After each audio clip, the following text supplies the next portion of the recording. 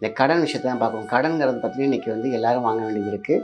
சின்ன மக்கள்லேருந்து பெரிய வியாபாரம் செய்கிறவங்க கோடிக்கணக்கில் முதல் போட்டு செய்யக்கூடியவங்களாக இருந்தாலும் சரி கடன் வாங்கி தான் செஞ்சுருக்காங்க. இந்த கடன் சரியான விகிதத்தில், சரியான இடத்தில், சரியான வியாபாரத்தில் செயல்படுகிறதா? இப்படி செயல்பட்டுச்சுன்னா யாருமே கடனாளி ஆக மாட்டாங்க. ஏன்னா இன்றைக்கி வந்து கடன் அப்படிங்கிறது நேரம் சரியில்லாமை. ஸோ கடன் வாங்கும் பொழுது நம்மளால் முடியாததா, அடுத்த மாதமே இன்னொரு ப்ராஜெக்ட் வருது, அதை முடிச்சிடுவோம், அந்த கடன் அடிச்சிடலாம், அப்படி தான் கடன் வாங்குவாங்க. நம்ம கிட்ட இருக்கக்கூடிய ஆற்றலை பேராற்றலாக மாற்ற வேண்டும். ஒரே ஒரு முக்கியமான ஒரு உப்பு தான் நமக்கு வந்து உங்கள் கடனை தீர்க்க போகுது. எனக்கு 10 கோடி கடன் இருக்குன்னு அப்படியே தண்ணியில் அலசுவாங்க. எனக்கு 10 கோடி இருக்குது, 5 கோடி இருக்குது, 1 லட்சம் இருக்குது, எவ்வளோ கடன் இருக்கோ அது தீந்துரும். ஏன்னா நம்மளோட டோட்டல் நெகட்டிவை நம்ம தண்ணியில் கரைச்சிருப்போம், தடங்களை கரைச்சிருப்போம். அதெல்லாம் தாண்டி உங்களுடைய கடனை கரைச்சிருக்கீங்க, அது குப்பையில் போகணும். நீங்கள் பார்த்தீங்கன்னா இது பண்ண உங்களுடைய சுமை குறையாது. சுத்தமாக உங்களுடைய கடன் குறைஞ்ச பிறகு நீங்கள் அப்படியே ஸ்டாப் பண்ணிக்கலாம். இதுக்கு நேர செலவு ரொம்ப கிடையாது, பொருள் செலவு அதிகமாக கிடையாது.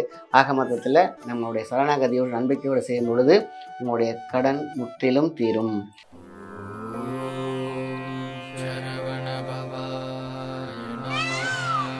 முருகா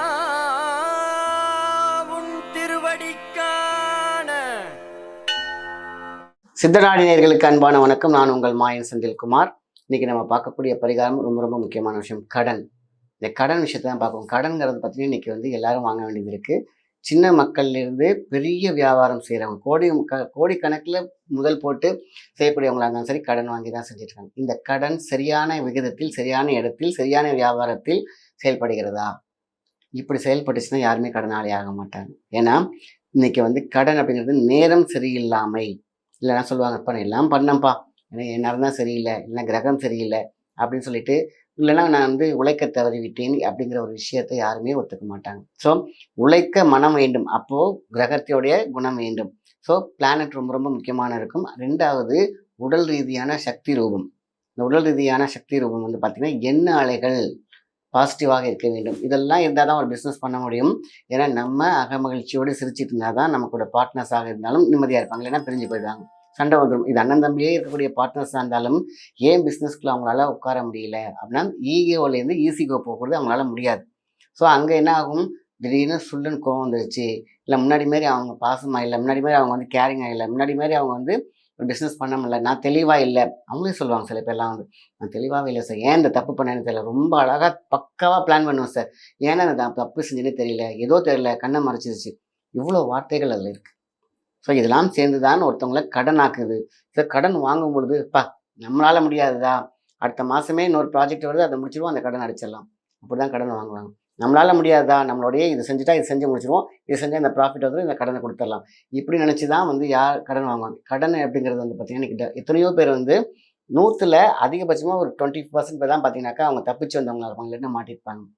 எனக்கு வந்து நெளிவு சுழிகள் தெரிந்தாலும், உங்களுடைய ஆற்றல் தன்னலம் தன் பலம் தெரிந்தாலும் நம்மளுடைய எனர்ஜி பாசிட்டிவாக இருக்க வேண்டும்.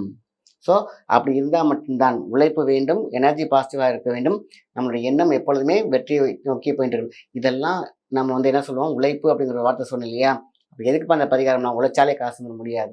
உழைப்பு மட்டும் இருந்தாலும் உறுதி வேணும், உடம்புக்கு சக்தி வேணும்.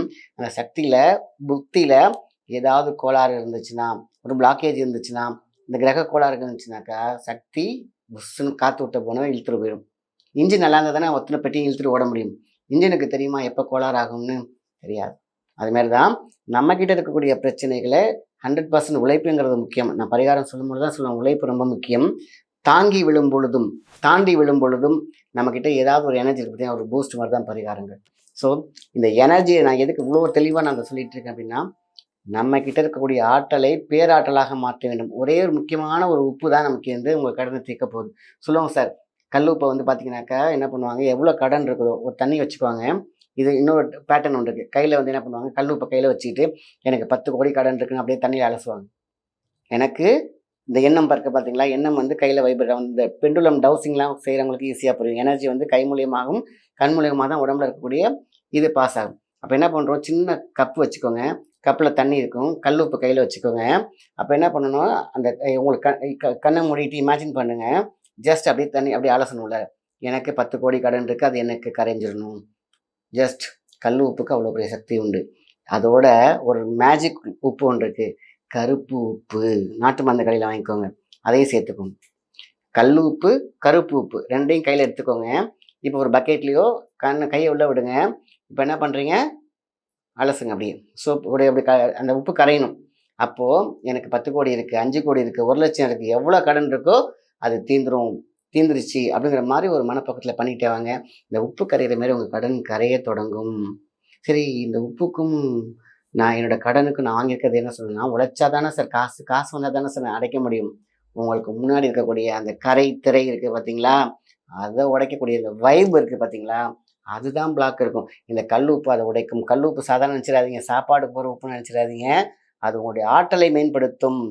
கிருமிநாசினி மட்டும் கிடையாது, உங்கள் உடம்புல இருக்கக்கூடிய கிருமி இருக்குது பார்த்தீங்களா, அடைப்பு தடை என்ற அந்த விஷயத்தை உடைத்தெறிந்துவிடும். அப்போ என்ன பண்ணுறீங்க, தண்ணியில் பஞ்சபூதத்தில் தண்ணியில் மட்டுமே இந்த கடன் தீரும் அப்படின்னு சொல்லியிருக்காங்க. ஸோ என்ன பண்ணுறோம், கையில் வச்சுருக்கோம். அது ஒரு மிகப்பெரிய ஒரு பகுப்பொருள். தண்ணி பஞ்சபூதத்திலோட முக்கியமான ஒன்று.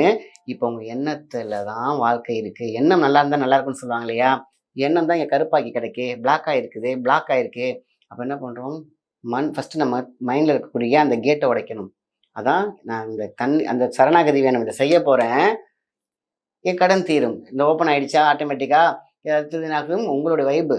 கல் உப்பு என்ன பண்ணும், உங்களுடைய தடையை உடைக்கும். கருப்பு உப்புக்கு மிகப்பெரிய சக்தி உண்டு. எப்பேற்பட்ட கந்திருஷ்டி தடைகளை உடைக்கக்கூடிய சக்தி கருப்புக்கு உண்டு. ஸோ இப்போ 2யுமே என்ன பண்ணுறோம், கரைக்கிறோம். இப்போ இந்த தண்ணியை கொண்டு போய் செடியில் ஊற்றிடாதீங்க. இதை தான் சாக்கடையில் ஊற்றணும். செடியில் ஊற்றவே கூடாது, நம்ம வீட்டு வாசலில் ஊற்றிடக்கூடாது. கொஞ்சம் தள்ளி ஏதாவது ஒரு சாக்கடையில் ஊற்றிடுங்க. கால்படாத இடத்துல ஊற்றுங்க. ஏன்னா நம்மளோட டோட்டல் நெகட்டிவாக நம்ம தண்ணியில் கரைச்சிருப்போம், தடங்களை கரைச்சிருப்போம். அதெல்லாம் தாண்டி உங்களுடைய கடனை கரைச்சிருக்கீங்க, அது குப்பையில் போகணும். சரிங்களா? ஸோ எவ்வளோ கடன் இருக்குது, யார்கிட்ட வாங்கியிருக்கீங்க, நான் அவங்களுக்கு கிடைக்கணும், என்னோட பிஸ்னஸ் நல்லா இருக்கணும், என்ன வேணால் நினச்சிக்கோ. ஆனால் கடன் மட்டும் கரையணும். இந்த உப்பு கரையிற மாதிரி என் கடன் கரையும், என் உப்பு. அப்போ சொல்லுங்கள், ஒரு வார்த்தை சொல்லும் போது உங்களுடைய அடைப்புகள் எல்லாம் துறக்க தெரியும். இந்த உப்பு கரையிற மாரி என்னோட கடன் எல்லாம் கரைஞ்சிரும் அப்படின்னு ஆணித்தனமாக நீங்கள் நம்புங்க.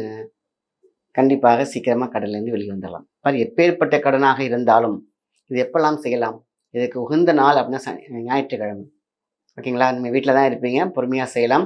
ஸோ சூரியனுக்கான நாள் ஞாயிற்றுக்கிழமைங்கிறதுனால எல்லாமே பார்த்திங்கன்னா சூரியன் வெப்பன்ஸ் மாதிரி உங்களுடைய கடனை தூக்கும். அதெல்லாம் தாண்டி உழைப்பு அவசியம் முக்கியமான. ஆனால் அந்த உழைப்புக்கு நீங்கள் உழைக்கிறதுக்கு தடை இருக்குமே, அதான் உழைக்கணும் இல்லையா, அதுக்கு பரிகாரம் வேணும் இல்லையா, அதுதான் முன்னோர்கள் அழகாக சொல்லியிருந்தாங்க. ஸோ உழைப்பும் முக்கியம், பரிகாரமும் முக்கியம், நம்மளுடைய சரணாகதியும் முக்கியம், நம்பிக்கை முக்கியம். ஏன்னா ஐயோ இதெல்லாம் மூட நம்பிக்கை, இதெல்லாம் நடக்காது இப்படின்னு நம்ம அந்த விஷயங்களை பேசிக்கிட்டே இருந்தோம்னா ஒரே இடத்துல உட்காந்துருப்போம். நம்மக்கிட்ட இருக்கிறவங்க கூட இருக்கிறவங்கெல்லாம் கடந்து நம்ம விட்டு போயிட்டே இருப்பாங்க. ஸோ அதனால் மூட நம்பிக்கையாகவும் இதை பார்க்க வேண்டாம், சயின்டிஃபிக்கலாகவும் பார்க்க வேண்டாம்.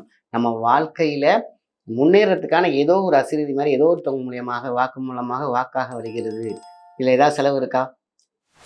ரொம்ப சிம்பிளாக நம்மளுடைய கரையை போக்குவதற்கு தான். எனக்கு ஒரு சட்டையில் ஒரு அழுக்கு பட்டுருச்சு, சோப்பு போடுறோம்ல, சோப்பு போடாமல் அந்த சட்டையில் உள்ள இது பண்ண முடியுமா? ஏதாவது டிஜிட்டல் போடுறோம்ல, அது மாதிரி தான் பரிகாரங்கள். கரை தானே, தூக்கிலன்னு நோண்டினோம் துணி கிழிஞ்சிரும். ஸோ கரெக்டான விஷயங்களை தான் அந்த காலத்தில் அழகாக சொல்லி கொடுத்தாங்க. ஆக மொத்தத்தில் நம்மளுடைய கடன் தீர்வதற்கு நம்ம எண்ணமே முக்கியம். அதில் இருக்கக்கூடிய கரைக்கு நம்ம சில சைக்காலஜிக்கலாகவும் ஆன்மீகமாகவும் நம்ம முன்னோர்கள் சொன்ன ஒரு மிகப்பெரிய ஒரு பரிகாரம் தான் இந்த பரிகாரம். அழகாக பல பேர் பயன்பெற்ற விஷயத்தை தான் நான் ஷேர் பண்ணிகிட்ருக்கேன். இந்த பரிகாரம்லாம் ஒன் டைமா அப்படின்னு சில பேர் கேட்டிருக்காங்க. அப்படி கிடையாது. ஞாயிற்றுக்கிழமை நீங்கள் இதை பண்ண ஆரம்பிச்சிடுங்க. நீங்கள் பார்த்தீங்கன்னா இது பண்ண உங்களுடைய சுமை குறையணும். சுத்தமாக உங்களுடைய கடன் குறைஞ்ச பிறகு நீங்கள் அப்படியே ஸ்டாப் பண்ணிக்கலாம். இதுக்கு நேரச்செலவு ரொம்ப கிடையாது, பொருள் செலவு அதிகமாக கிடையாது. ஆக மொத்தத்தில் நம்மளுடைய சரணாகதியோடு நம்பிக்கையோடு செய்யும் பொழுது உங்களுடைய கடன் முற்றிலும் தீரும். ஸோ அதுக்கு முன்னாடி நம்பிக்கை முக்கியம், உங்களோட உழைப்பு ரொம்ப முக்கியம், உங்களுடைய ஆர்கனைசேஷன் ரொம்ப ரொம்ப முக்கியம், உங்களுடைய கட்டமைப்பு ரொம்ப முக்கியம். அதோட பரிகாரங்களும் சாப்பாட்டுக்கு தொட்டுக்க மாரி அவசியம் தேவை. நல்ல விஷயத்தை மற்றவங்க ஷேர் பண்ணுங்கள். நன்றி, வணக்கம்.